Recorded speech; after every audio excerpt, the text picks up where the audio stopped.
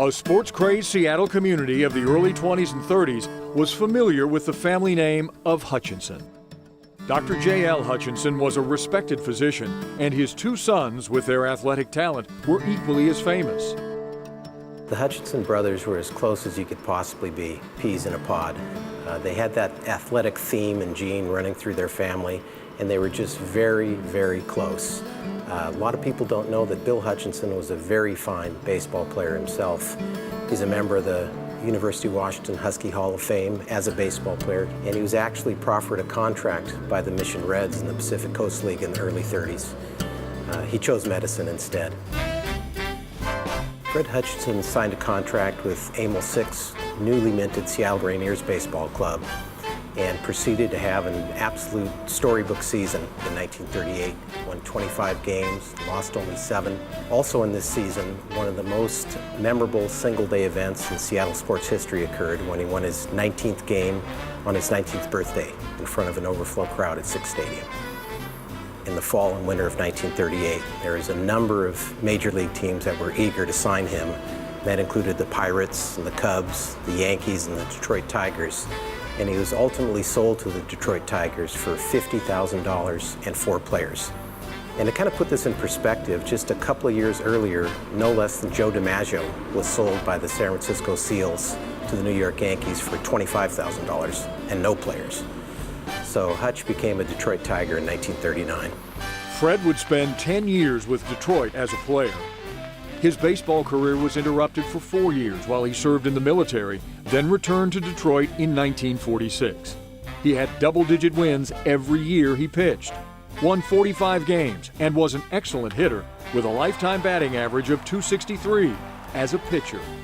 Then, mid-season of 1952, Fred was asked to become a manager. He managed the Tigers from 52 to 54. He wasn't offered a 2-year contract, which he wanted after the 54 season, so he left, which was also unusual, and he came back to the minor leagues. He came back to Seattle specifically and managed the Seattle Rainiers to their last Pacific Coast League championship in 1955. And this earned him another shot at the major leagues. He was hired by the St. Louis Cardinals for the 1956 season. In 1957, he guided the Cardinals to a second-place finish, and he won his first National League Manager of the Year award that year. 59, it was back to Seattle, and in mid-season he was called up to manage the Cincinnati Reds, the parent club of the Seattle Rainiers, and this is where he had his greatest managerial success. He took the Reds to the World Series in 1961 against the vaunted New York Yankees team with Mantle and Maris. After the '63 baseball season, Fred flew to Seattle to visit family and meet with doctors about a lump that had appeared on his neck. His brother, Dr. Bill Hutchinson, made the medical arrangements, but the findings were not good. Well, you're feeling fine, and somebody says you have a malignancy and it's cancer, and you just don't know what to think. Fred made a heroic effort to return and manage the Cincinnati Reds for another year, but by mid-season of '64, he was forced to retire. In November, the cancer would take his life at the age of 45. The Hutch Award was created shortly after Fred Hutchinson passed away in November of 1964. And it was created by his dear friends, sports editor Ritter Collett, Pittsburgh Pirates announcer Bob Prince, and Chicago sports writer Jim Enright. And they wanted to honor their great and dear friend and create a legacy and also a medical scholarship fund for students engaged in cancer research. So the Hutch Award was born and first awarded in 1965. The first 2 winners of the award are 2 of the greatest and most iconic baseball players of all time in any era, Mickey Mantle and Sandy Koufax. And they are amongst 12 Hall of Famers that have won the award. With the death of his brother, Dr. Bill Hutchinson's focus on cancer only seemed to intensify.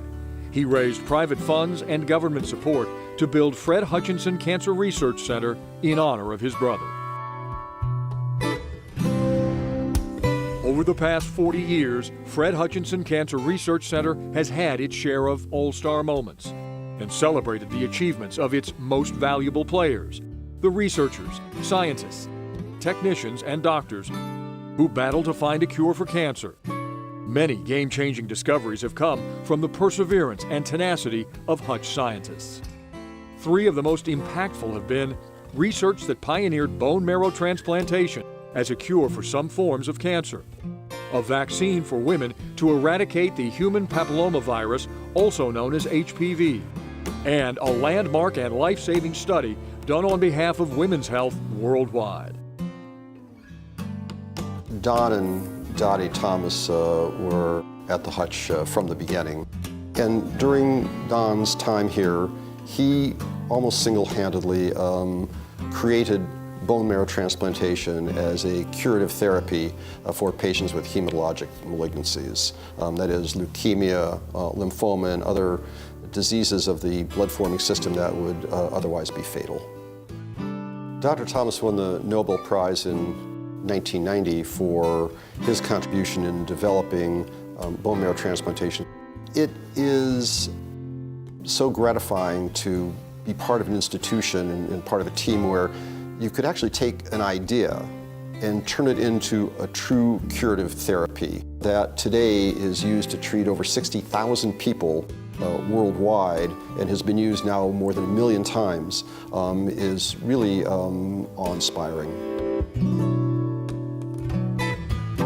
Dr. Denise Galloway and her team made the fundamental observations that allowed for the development of a vaccine against human papillomavirus, or HPV.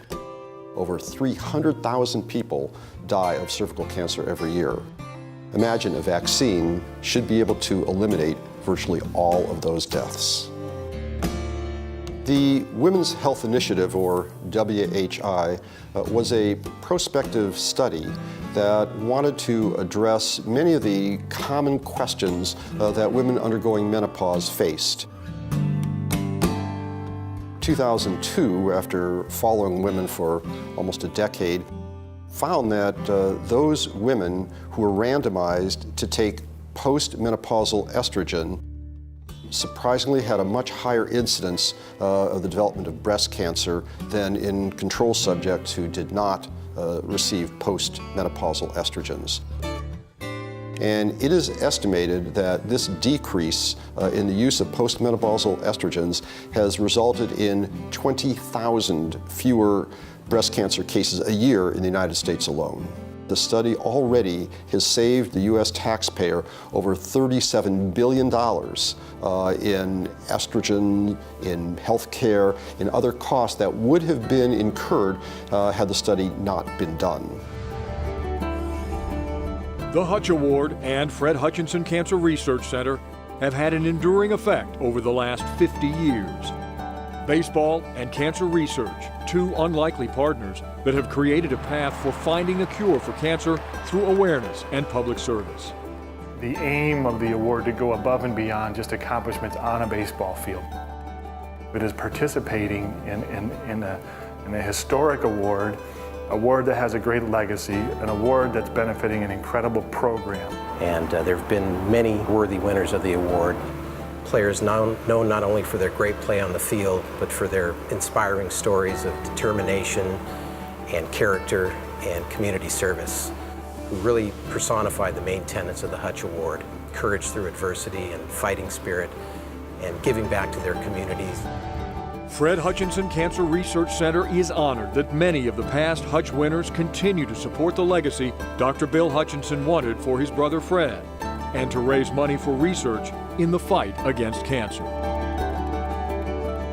Where a sport like baseball can come alongside an amazing institution like the Hutch and actually have an impact on the world at large in helping people, in giving people hope, in giving people encouragement in the midst of a battle that is life-threatening.